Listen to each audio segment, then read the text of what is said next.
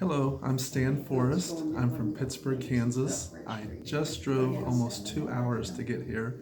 I've had bronchitis. I went to the emergency room. They said bronchitis is not a bacterial. You have to do ibuprofen and anti-inflammatory and lots of water.